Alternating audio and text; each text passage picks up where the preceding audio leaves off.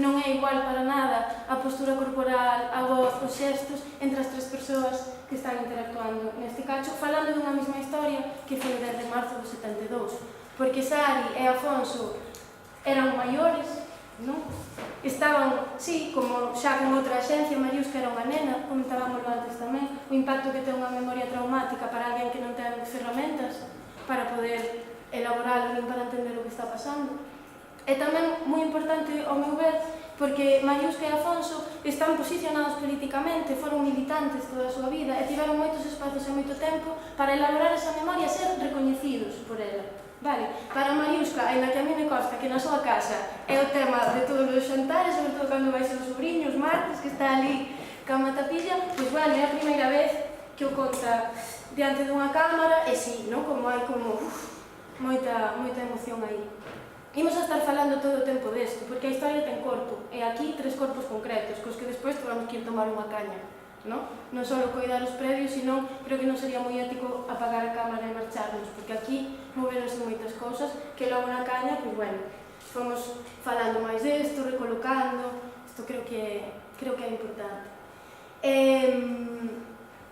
Bueno, creo que a parte de Ferrol Rebelde a vou deixar aquí para centrarme agora no outro programa. Sí que despois na conversa, se vos apetece preguntar máis polo documental ou por como se preparou esta escena, pois podemos entrar. Sí que me gustaría dicir que falar de memoria en Ferrol, en concreto do 72, pero non só, é algo que ten moito de social, é moito de político, non? Porque, como dicía antes, bueno, é un lugar de desmemoria, que eu creo que por iso tamén tan emocionante, porque ten moito que ver ca autoestima colectiva tamén, non? Incluso a xente que está posicionada políticamente non se acaba de creer o que era Ferrol antes do 36, porque o borrado foi absoluto. Entón é case un exercicio de reparación colectiva, de decir, ostras, non?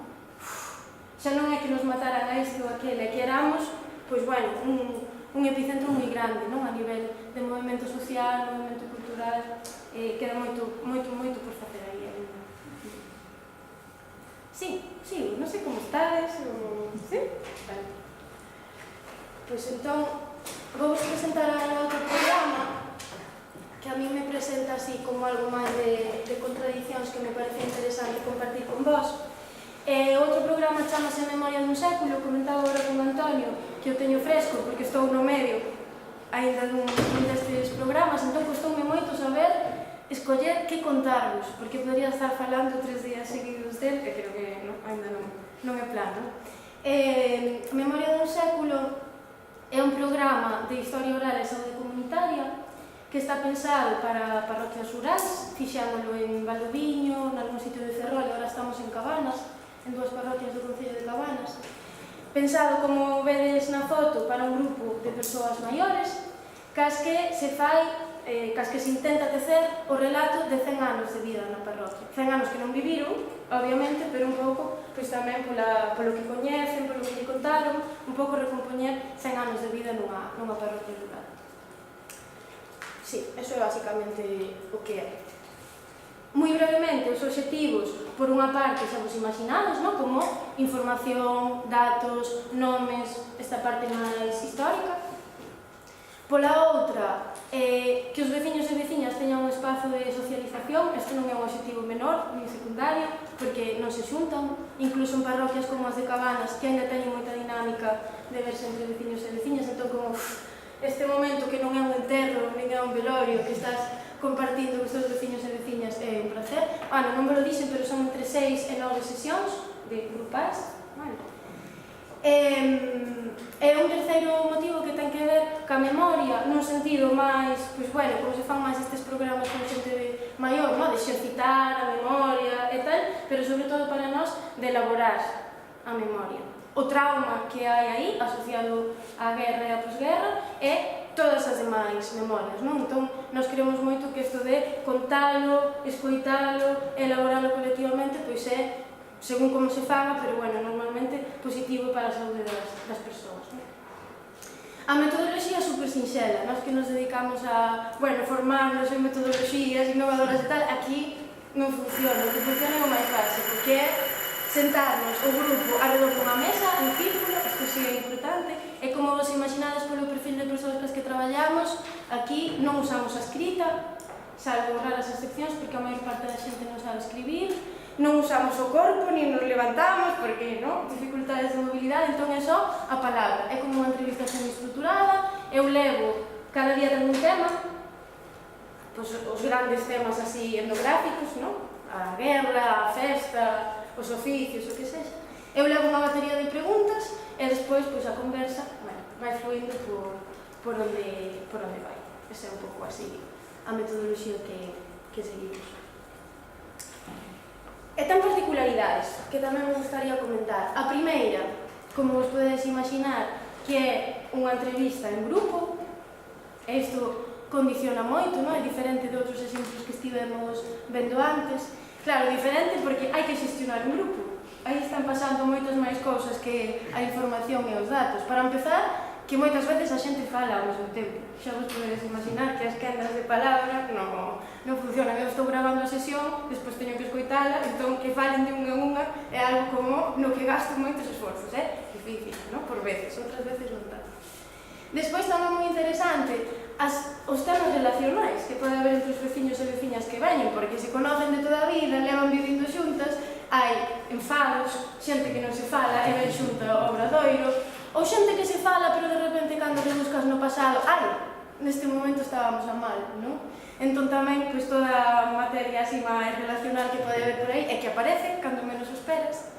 En terceiro lugar, eu creo que tamén a potencia do grupo, non? Que eu creo que tamén o comentaba, creo que Andrés pola mañán, e isto dino todas e todos os que participan, cando estás en grupo, saen cousas que a ti sola non che sairían. E aparecen recordos que a ti, de primeiras, pois non che acordaban, non? Entón, algo que máis agradecen, aparte de xuntarse e compartir ese tempiño, é que, ostras, pois co que dixo aquí a veciña, acordeime de outra cousa. Entón, bueno, para nós é un formato potente en todos os sentidos, máis complexo de xestionar, pero que nos permite a veces ir máis alá, non? E a segunda particularidade, que esta igual, sí, é como así un pouco máis retadora para este contexto de fonte oral, é que realmente, ainda que eu teño a miña axenda como historiadora, eu teño os temas polos que sei que vou preguntar, e máis estando ali nas fragas do Eume, eu vou preguntar pola posguerra, vou preguntar polos fuxidos das fragas, non? Como unha lista de temas que sí ou sí, polo que cambiou a vida das mulleres, polo espazo que lle tiveron que dedicar aos cuidados, non? Pero sobre todo o que estamos buscando é o seu relato. O relato co que eles e elas identifican e se identifican neses 100 anos de historia, vale? Como facer emerxer o conto que quere ser contado, algo así. Isto xa digo, é a parte quizáis máis retadora do programa, non? Con isto o que facemos despois é unha pequena publicación, un pequeno libriño, que conta un pouco pois, esa historia que fomos debullando ao longo de 6 tardes, non? Tamén o podedes ver na nosa web. Se entrades en recursos, podedes descargalo. Ahora mismo que está o de Soaserra, que foi a parroquia que fixamos primeiro. E ides ver, no caso de Soaserra, isto é algo que vai cambiar, que o índice e os temas é como moi de etnografía clásica, non? Pois eso, os grandes bloques, porque así foi como foron decorrendo un pouco as sesións. Vale. Así... Que acontece nestes obradoiros? Vou vos a comparar os dous que fixen eu que teño máis recentes, os dous en Cabanas, un en Soaserra e outro en San Martiño do Porto, que tamén en Cabanas. O que acontece nestes espazos é bastante imprevisible. É moi diferente de cada vez, vale? Ainda que o formato sea moi sinxeliño e se repitan cada un dos obradoiros. No caso de Soaserra, que é unha parroquia que está debaixo da serra, como o seu propio nome indica, na que se traballou moito e moi duro, eran carboeiros nas fragas do Eume, bueno, así como unha vida moi dura de traballos. Funcionou moi ben ese tema de grandes temas etnográficos, aparte saben facer de todo o que vos podades imaginar, entón hai como un montón de saberes, de oficios, de lendas, non? Como todo eso está ali concentrado. O que, por exemplo, custou moito era que sentiran que tiñan algo que contar. As primeiras sesións todas empezaban non sei para que estamos aquí, tiñas que falar con outros, porque nós, que che vamos a contar, non? Como un traballo, despois xa non, así que despois da terceira xa se embalaron e xa dixeron, espérate, que desto sí que sabemos, pero bueno, ao principio, como moito traballo tamén acompañando esa emoción, non? Ese sentimento. Traio esta foto representativa para min do taller de Soa Serra por isto que vos digo, non? Bueno, non me lo dixen, pero eu pedíalles en cada sesión que trouxeran fotos, obxetos, e íbamos tamén a partir de aí fiando un pouco os relatos e as memorias, pois eso, unha foto de manual etnográfico e antropolóxico, non? Cabazo de María Antonia, cada foto de Ando, entón, bueno, un pouco como foi decorrendo tamén este ordenador aquí. Ao lado temos unha foto do que aconteceu no de San Martiño do Porto, totalmente diferente para ser dúas parroquias do mesmo concello, nada que ver. Eu que pensaba que xa levaba o traballiño feito e nada, despois empezas a salir e dis, para nada. Un grupo solo de mulleres, que aquí creo que tamén o factor de xénero se ve moi ben, con moita máis necesidade de falar, porque moitas delas levan pechadas na casa, cuidando dos maridos 10 anos, entón claro, chegas a un espazo deste tipo e o que precisas é tamén terapia, non? Falar das nosas vidas, perfecto, porque, gracias, non? Como por ter este espazo. Entón foi un espazo onde se baixou moitísimo íntimo, hasta puntos nos que tamén eu teño que cortar e decir, hasta aquí, non? Mais por aquí eu xa non o vou poder soster porque non son psicóloga, non son psicoanalista, non? Estamos falando de historia.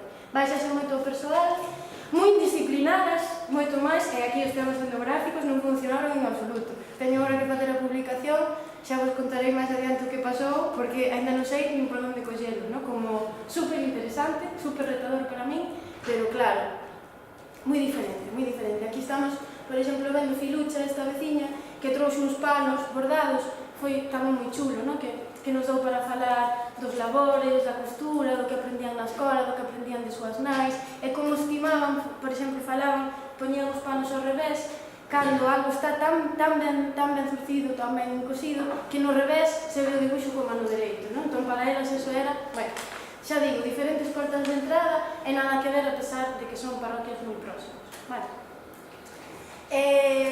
Algúnas reflexións sobre este programa en concreto, que xa digo, igual son as que máis poden dar para o debate.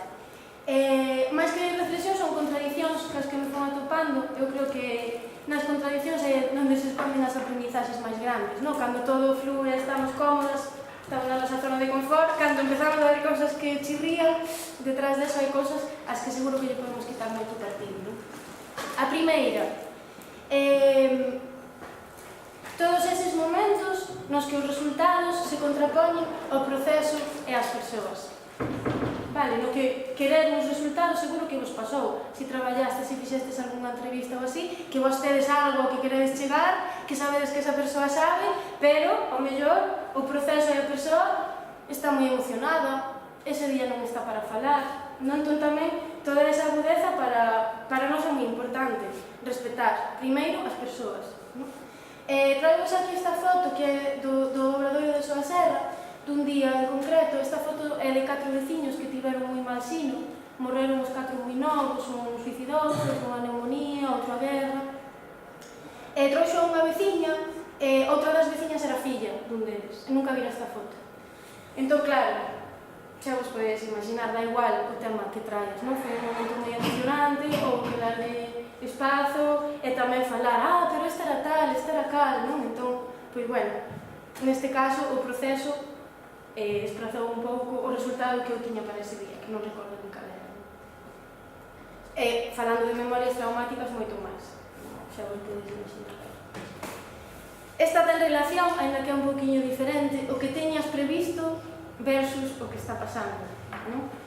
Eu son moi previsora, encántame levar como todo moi preparado, pero normalmente aos 5 minutos de sesión xa lle fixen así ao papel e digo, vale, isto está indo por outro lado diferente, non? E a veces maravilloso. Tamén se o sabemos escoitar, que non sempre, saen cousas que nós non tiñamos para nada coñecemento ou non tiñamos previstas, non?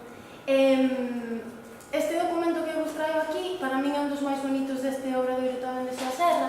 É unha redacción que fixo por moto propio Quinso, un dos veciños, que se titula Ano 1928, está escrita nun galego maravilloso, que me sorprendeu moito. E foi porque na anterior sesión eu lle dixen, vale, pois o martes que ven imos falar da guerra. Eu sempre os preveo, non? Como a semana antes, para que vayan pensando, e tamén, pois, bueno, cando son temas así duros, para que se preparen. Imos falar da guerra, imos falar da posguerra, e tamén, bueno, bueno, un pouco máis en xeral dos conflitos, non? Porque, bueno, nesta parroquia en concreta, a posguerra foi durísima, todas as casas tiveron fuxidos nas fragas de Aume. Entón eu tiña así como a mosca detrás da orella que algo teria que ter pasado nesa parroquia antes do 36, que as cousas non nacen da nada, para que de repente todas as casas tiveran fuxidos e fora unha aldea tan represaliada, non? Entón como que abrín esa porta, non? Como, bueno, dos conflitos, non? Da guerra nun sentido, pois eso, os anos antes, a guerra, os anos despois. Na seguinte sesión, Quinso chegou con esta redacción do ano 1928 como seu, bueno, a redacción non, que alude ao ano 1928 como o título indica, na que fala do protestantismo. Eu, igual hai aquí algunha persoa que estudastes ou coñecedes o tema do protestantismo en Galicia, nese lugar. Bueno, a mí sonaba, non? Xa había Alcalá, un libro, tal e cual, pero tampouco sabía exactamente como fora nesta parroquia. E evidentemente estaba conectado dunha maneira indirecta, pero moi interesante tamén co 36, non? Porque o que pasou nesta parroquia, non sei se meterme na historia... Sí? É que se vos conto todas as batallitas, igual nos vamos, non? Bueno, basicamente o que pasou, eles contaron moi ben, pero isto para mí é algo moi curioso, que é que, obviamente, ninguén nacera no 1928, pero contaron, eu vexo como se o vivira tamén, non? E todos estaban de acordo no relato dos feitos, non? Basicamente, había un veciño que era o tío Constantino, que recibía un periódico na casa e un día enterouse de que pagar o lata deixara de ser obligatorio. Pero o cura non lles dixera nada, non? Entón, xa empezaron a decir, vamos a parar de pagar aquí, non? Xa vería pois, o seu contexto tamén así, cañón. Un día chegou a misa e o cura dixo, pobres das súas mulleres, que o cura lle mete a cesta na man dos ovos, porque había familias que estaban deixando de pagar. E o tío Constantino levantouse na igrexa, según todas as fontes concordan, e dixo, o que queira pan que o traballe, amigo. Entón, bueno, desde aí desencadenouse, depois o que foi, tendo unha capela evangélica, ainda a día de hoxe, vale, tamén, bueno, estou contado así máis en clave de humor, e tamén ver como todos os veciños o recordan así como que a mesma, bueno, con os detalles así moi precisos, pero desencadenou toda unha serie de represión, non? E son memorias tamén moi dolorosas, porque a avoa de Quinso, que era este que estaba escribindo esta redacción, non puido ser enterrada no Camposanto. Vale, isto é algo, unha memoria realmente moi dolorosa tamén. E esta xente foi a primeira a ser represaliada no 36 tamén, vale? Porque eran xa familias, pois, bueno, de trayectoria un pouco contestataria. Xa digo, o que tiña previsto eu era falar hora e media da guerra de posguerra, que me parecía interesantísimo, pero de repente apareceu isto, foi como, vale, isto é importante aquí para este lugar, non? Por iso mo traes, por escrito ademais, para que quede, para que conste. O terceiro punto, un pouco a historia versus a memoria. Estes, bueno, son dos conceptos sobre os que tedes seguro que investigado moito, hai moito escrito, igual podemos chamarlle a realidade fronte ao recordo ou imaginario colectivo. Tamén curioso, non? Como as historias que estes veciños e veciñas se sinten representados por elas e queren que consten neste libriño que se está facendo, e despois ver se son veraces ou non e que se fai con iso, non? Este pasou tamén como un tema moi curioso, bueno, os meus de Cabeiro saen moito nas conversas con estes veciños, porque, bueno, facían moita vida na Fraga. Contaban unha historia sobre a Inquisición, que eu non sei, vos me diredes, igual que tedes aí, estades máis en historia, como vos sona isto, pero decían que seu tío Diego, un tío avó, imaginadvos, isto sería, pois, no 19, non? Finais do 19, contaba que a tía, bueno, ele chaman de tío a todo o mundo, que a tía Encarnación e a tía Esperanza eran dúas mulleres que vivían con ele na casa e que un día veu a Santa Inquisición, o Santo Oficio, tocando unha campaíña, que era así como aparecía sempre, petou na porta e dixo, queremos estas dúas mulleres para que veñan a servir. Tía Esperanza e tía Encarnación negáronse, leváronas pola forza e nunca se volveu saber delas. A mí contanme esta historia e eu dixen, carai, non? A Inquisición? No 19, esa serra, como, wow. Claro, non sei a veracidade deso, despois vos me poderedes comentar, pero, bueno, en todo caso parece moi interesante, non? Porque sea o que fora que pasou ca tía Esperanza e ca tía Encarnación, algo quedou aí da Inquisición reverberando nas cabezas e chegou hasta nós, chegou hasta hoxe. Sí, estades a sentindo igual, se despois me podedes dar datos super útiles. Bueno, sí, como que tamén neste sitio donde a oposición ca Igrexa Católica é unha constante na historia, é normal que se sintan representados tamén por historias que atestiguan que xa desde hai moito tempo a Igrexa Católica facía cousas moi malas. Vale, entón despois, o que pasou no 1928, enténdese ben. E poño aquí a foto de Cabeiro porque me facía moita gracia que les decían en Cabeiro torturaban, a Inquisición, a Santa Inquisición, había unha pedra que te sentabas, que che caía auga, non? Toda esta tal, e decía un veciño, e cando vas a Cabeiro, o guía non cho conta, dixe que ali se facía viña, pero non che conta que se torturaba. Non, como moi curioso tamén, como se identifican, pois eso, con ese grupo de persoas, mítico, real, o que sea, que foi torturada, que sufriu a represión, con distintos nomes, con distintas fórmulas, pero non, eses son os seus, esa é a súa historia tamén. Xa digo, curioso tamén aí polo papel de historiadora, non? De decir, vale, pero, bueno, en todo caso, esta historia representa, non? Por último, unha que a mí me parece moi interesante, tamén está relacionada cas anteriores, que é o que ti queres escoitar versus o que eles e elas che queren contar, non? Aquí eu creo que a etnografía feminista, bueno, os feminismos en xeral tenen moito tamén así de autorrevisión e de que para nada os historiadores e as historiadoras somos unha figura neutral, tamén temos biografía propia, temos uns prexuizos, temos uns estereotipos concretos e, queirámoslo ou non, nós tamén nos identificamos con a historia e hai outras que non. Cada unha tenemos os nosos mecanismos para encontrar as historias que queremos, pero isto tamén é algo que pasa, non? E poñemos este exemplo dunha das dinámicas con este grupo de San Martiño do Porto que estaban tan apegadas á súa historia íntima, eu non sabía xa como facer para, claro, como despois teño que facer unha publicación, entón non me sirven solo esas memorias máis íntimas que non son publicables, non? Que son privadas. Eu inventábame artimañas para decir, vale, vamos a ver se conseguimos trascender un pouco esta barreira e irnos a algo máis colectivo, non? Que vos consideredes, pois sí, como digno de compartir e de representar esa colectividade. Entón, propuxenlles unha dinámica que era como unha orla, non? Destas que hai, sabedes, a veces de persoas importantes ou de, sí, de persoas conmemoradas ou así. Entón, elas ibanme dicindo persoas que consideraban de San Martiño do Porto destes 100 anos que deberían estar como nesa orla, eu ibas dibuixando no momento, non? Pois esta era así, eu tiña o pelo así, eu tiña un bote, tal, tal. Que difícil, a veces. Non, porque empezamos, bueno, xa empezamos e me dixeron, importantes éramos todos, e dixen eu xa.